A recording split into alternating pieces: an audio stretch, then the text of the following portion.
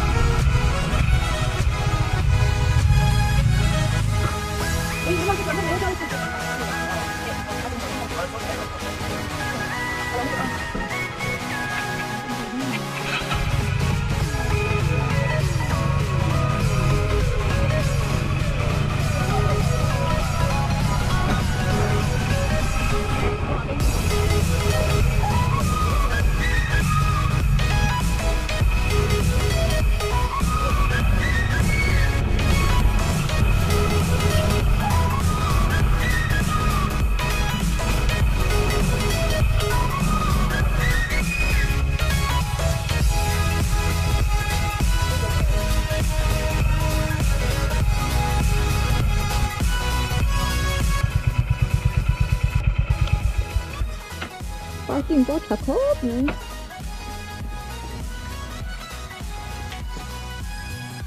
Mỗi đông chút nữa sao là không chừng.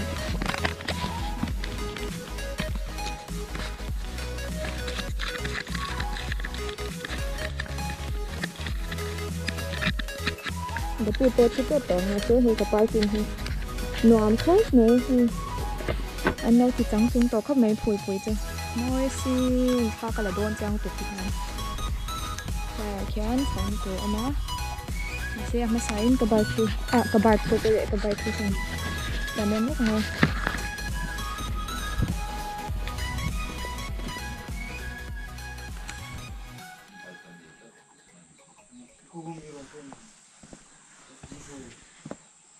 Phun bụi cái thế ngó cho nín ảo cái lệnh sụi rồi khu ta quan mình dạy tôi nhá cho nín thì hiện sau về trao phật mấy tiếng ôi không có hà lâu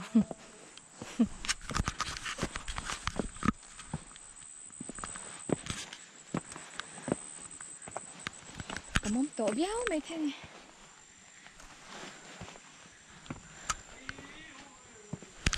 thì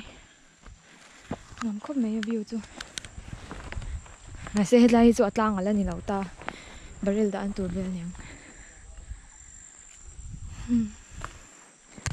mà nhìn cái cây đậu ngô cả cho nhìn thiếu người rất thằng đậu thằng vô cả thì viêm nhà lâu tuột rồi nha bây giờ kinh là win cái xoa cả tuổi cái bài á ấy tuột bỏ cái bài choang là ba cho nên ngày tọa em ném lâu một cái đó hàng cái là part thao cái tia ấy tuột chứ cái ngày sau cái ném lâu à lệ rồi đến rồi hiện thiếu ấy vắt khi cái tung ngày lâu à ấy thiếu in ấy bùa ra plan này hiện bố mình làm lâu đủ nè cho nên rồi bằng choán cái gì cái ngày sau vắt ngày lâu ấy tuổi là biến bằng về thì phiên bài tuổi thì vẫn cái bài về bị ngày lâu choán ây ha hay những bậc ba nghe khá có thể nữa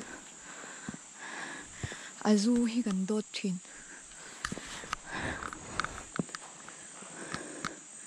mỗi em mấy cần thiệt là bằng ôi ha anh nói tục phèo nói nên anh mình lâu thế này ôi ha bạn em thấu vếtเลยha tớ biết mấy ôi không phù về tớ thuộc là cái bế xe cái thuộc đấy là mà có thốt mấy tiếng. Oh, and for the foreigners who are watching, foreigners meaning outside of Mizoram, this is Phul Pui, and it is the perfect place if you want to go hiking or if you want to go to a place with good scenery. I recommend this place, and there are nice places where you can take photos, pictures. I'm so tired right now, so I can't talk much. And well, especially my friends in Guwahati. I hope you come. I hope you come here. At Phul Pui. And if you are by any chance coming to Mizoram, please contact me. Ole, khoi lam zong nge kal tur kshi to la. Lam hi kal chinang tin yom don kshi la. Step chu ka pe ta la. Kal ngai la nan deu hi mun na. Sha cha ko ma se pat e ka tam khop mai. Cho nên khang là mày han thiêu rồi cái cậu mà thì còn phi lâu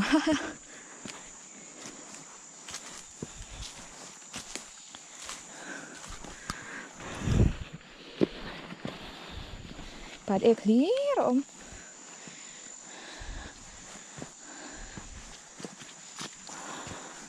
ôi ha cái cල් này hi dik don lâu tất in cái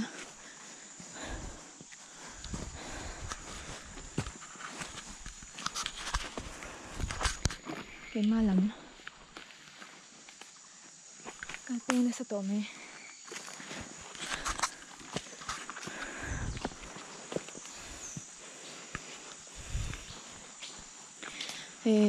cái là mà lấy mình nụ mà ổng nói là sẽ con nghe rồi chụp block là wa làm thế à ui ha lung là thế bao mà sẽ lúc tục là bên cái gì ôi cái cල් này hi dik lâu top này con có top đấy mi nó top big lâu thâu xí rồi tắm lệ bao ngày à hai đầu cl về lệ nó thật nha có họ lúc tục nhà không có cái bộ ta không bộ gì đâu ui họ cái tôi số tiểu tục ai nào đôi những cái gì nào đôi covid rồi anh khui lại nghe bộ cái gì đâu kép cái gấu lâu nhỉ như cái gì không ngon nó sẽ như tôi sẽ tới cái gì sủi chân cái chế cái này nên có tôi kiến thâu mà sẽ có bị lâu về thì này tôi lệ công khai hụt rộm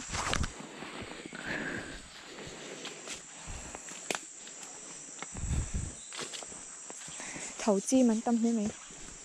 thầu mịt chạy ấn tới do cái mình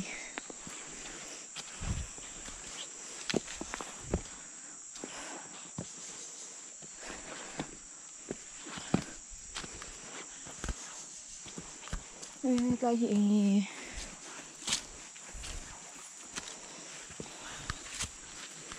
iya cái gì số betel là nhiều tất cả này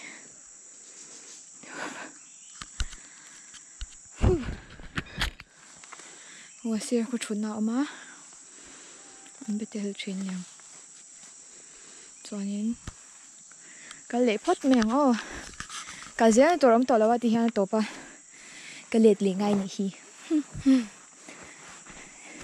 mi cái lỗ na cái số tí khát tí cái tí về là ya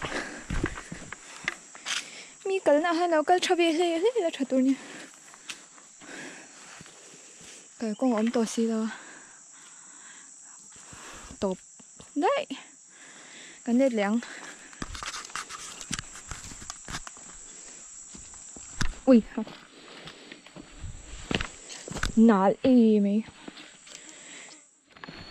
cái này con thấy cái lại hen thì sử dụng như là cái má chân trên sẽ đuổi cho cái má trung trang cái má chân trên chỉ là cái đủ rong chú hay tiếng hiking ang ring thì anh ta anh nói cái tí rong ta cái nhà chụp y ha sẽ riding boot này na hike chú har khop mày thì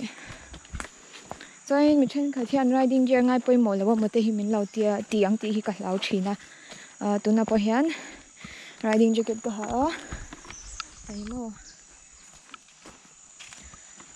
Chuan ui ha nó buổi khóc tắc trông lấy thấy bọn này chuang lâu mà lúc đó mình cần cất phát tăng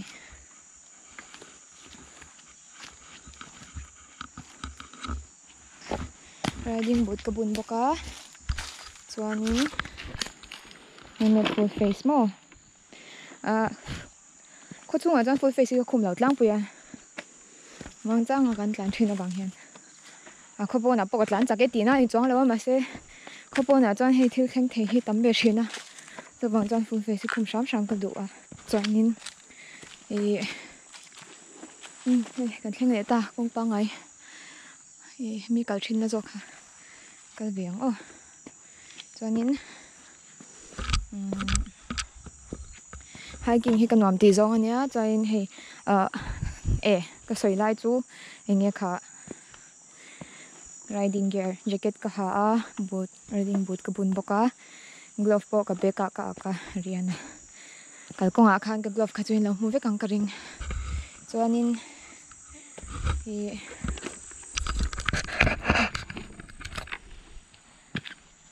yan kal chho zel la ti pa in ke ma chau kan boka chuanin ui lo lang lo ring ring ni hi hian lang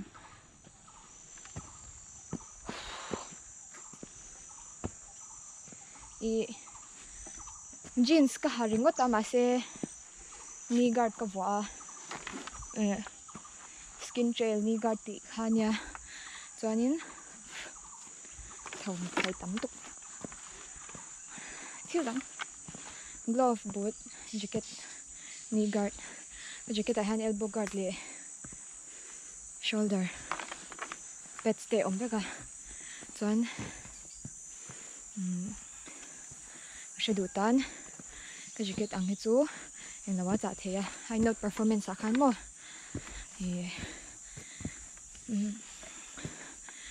enti kha newsletter sign up nge customer thar ni khan 10% discount om thein ka sha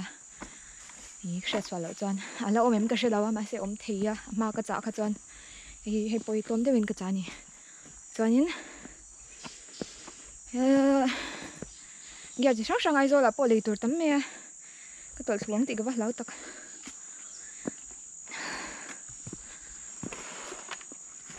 ui cái tí hơi thề lù cái con hình là lúc miệng nãy giờ tụi ca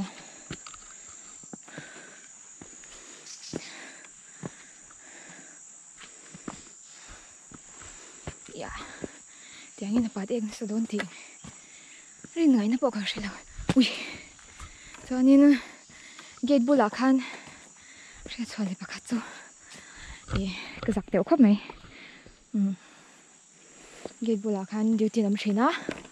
cho nên là lùm ăn xong thì bên ngay à cái lão sẽ là paysa vào kinh xì lão paysa cái lão thân cái chú ông ấy cái riêng lão vàng anh nhá và cái mà cháu cái tuổi cái gì thao cái tia cái parts ina cái đá đi à driving license le bike document ở keng ni nếp keng cái keng lão rồi à chọn cái tuổi là thủy ra khi ôi khu làm trong khoang cái lão cái là cái thủy tổ tệ đấy nè cái là thanh thoát thấy đâu ơi hầm có họ cái lão nào đây từ điều nhang ơi hầm ít fit lâu thế mày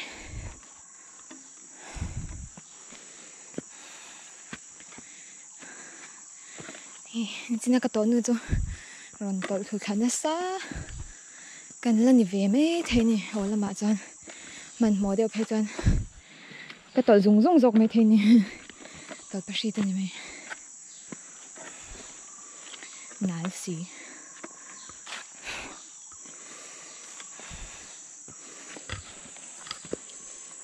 yeah đôi anh extra cái chặt đốt lát với anh ui ha ấy thì ta hay cái tao không yeah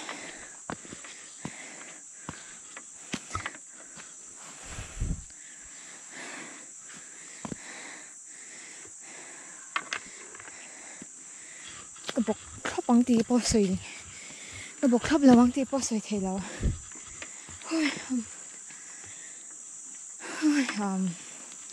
cả hai là tóc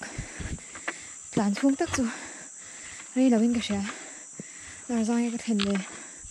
rất to rồi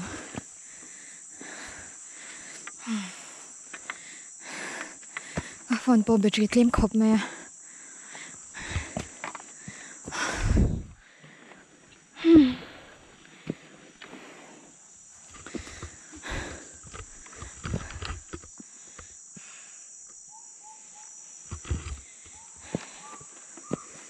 Iya. Sao dễ tụi nó như mà nhỉ? Cái vắt hạ tổ tắc nhỉ? Cái mấy run như là bằng. Ôi. Tụi tôi dài. Cho nên nghe cái hàn xoay ô cái mà thằng chín hàn xoay đó tục tục bộ cái sẽ chọn là ba cái nào đủ lấy comment sa khan mình rồi duang te mình nào rồi mấy à cái tàu tôi lấy mấy mà sẽ lang cho cái là thanh lẩu chéo nhỉ chú đi đi in về ổn tất rồi em mà sẽ cái thanh trip tôi nhỉ sao tổ bạ cho anh là bên thanh em duy chú cái ông lẩu về cái này khi đi in đang ốm lệ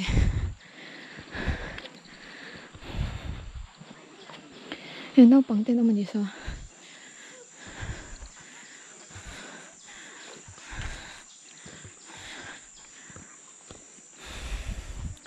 ai in cận lâu à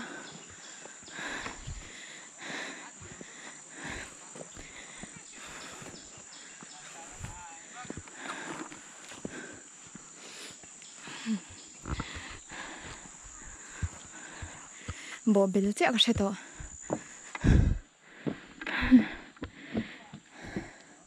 rồi súng lệ súng cái gì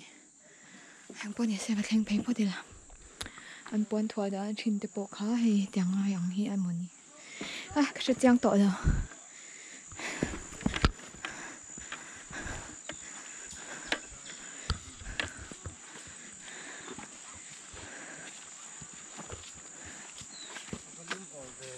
Lắm khóc mày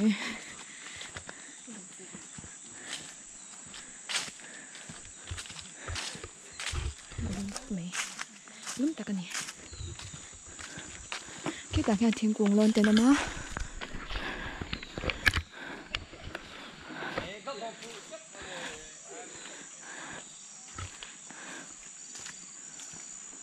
cho nên mình là ôm xa thì bọn ôm nó nhỉ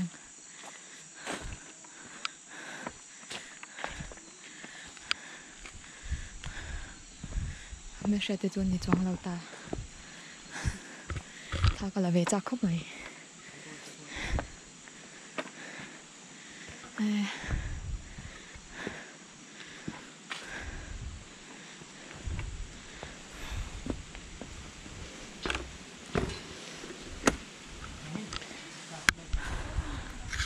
khen về ta. Alright, now we're in Phol Bui and I'm going to show you the view. This is a nice place with a nice view. Perfect place to go and have your alone time, just like I'm doing now. But I guess I can't get nice pictures for now since I don't have anyone with me. Or maybe I might ask the strangers to take a picture for me. Maybe I will. Oh, cho nên thì Phol Bui nhá. Thì lòng khó mà thình zar là đầy lính tất cả. Như sao là cho nên enjoy cái này enjoy về mấy cái này. Bắt đầu hoàn thì picnic hậu. Anh nhìn đây tụi nhang cái sao. Wow.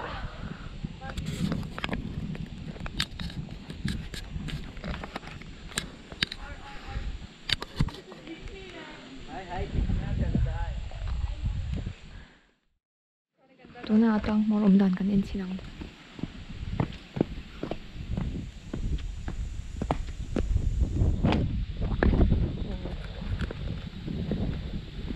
Ngon về ok tăng mua ra cái nồng tăng về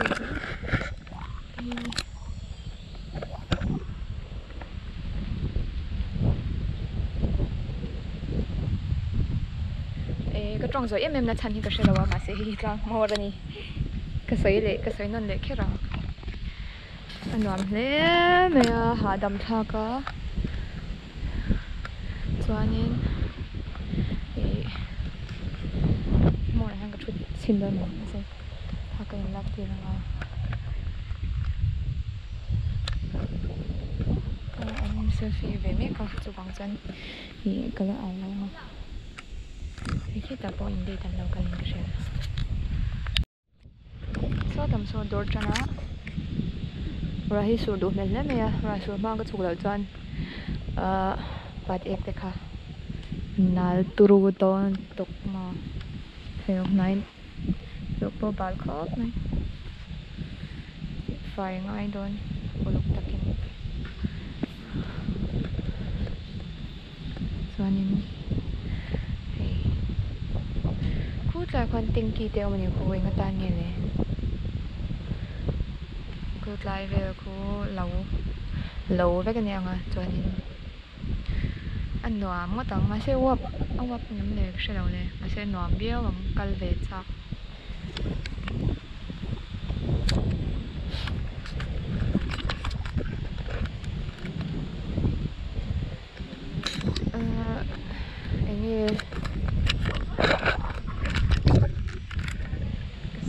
ui ha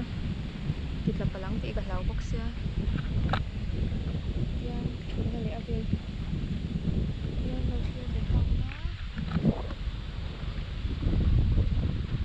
china khwai me non be a ka lau le ma ya khwai hi chu ka lau be pol ta ka nya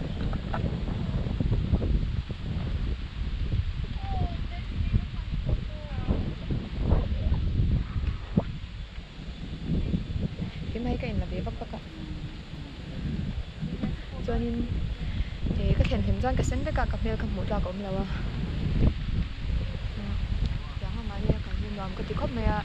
bi thli thone sa box ya ka tong en hre thei ngem chu ka hre lo a chuanin mai de wa hi chuan in la le lo mai la tha fu lo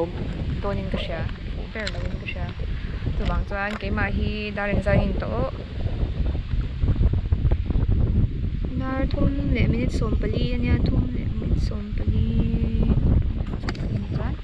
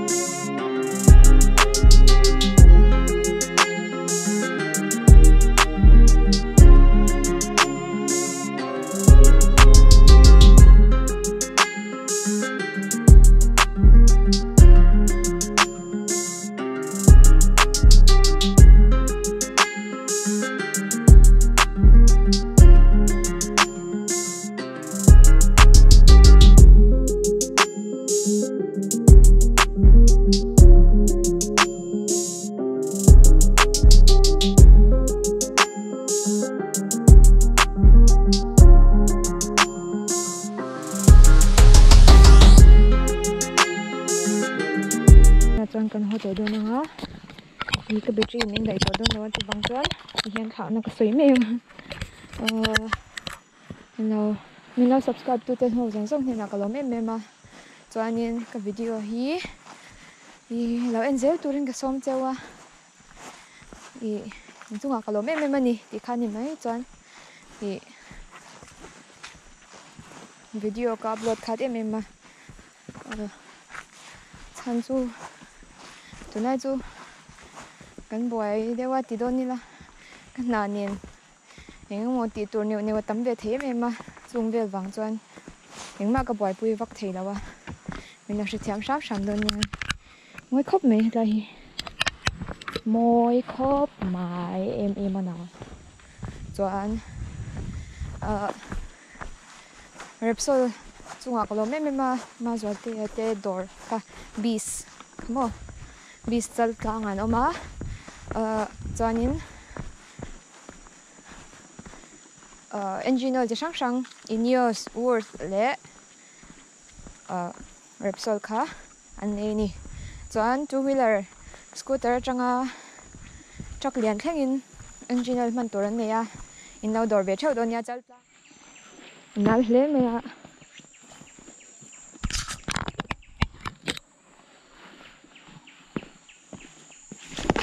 ai à tôi ui cái lẩu ăn nghề nhỉ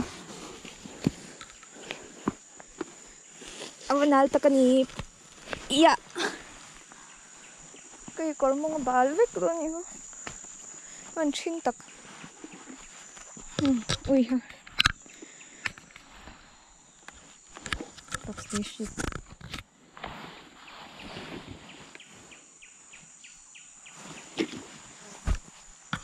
nal mình nói đi buồn nên trong cái tổ lawang cái tổ mẹ lawang mình vẫn thật ra mà sẽ cái tổ chủ sáng mà nhỉ kha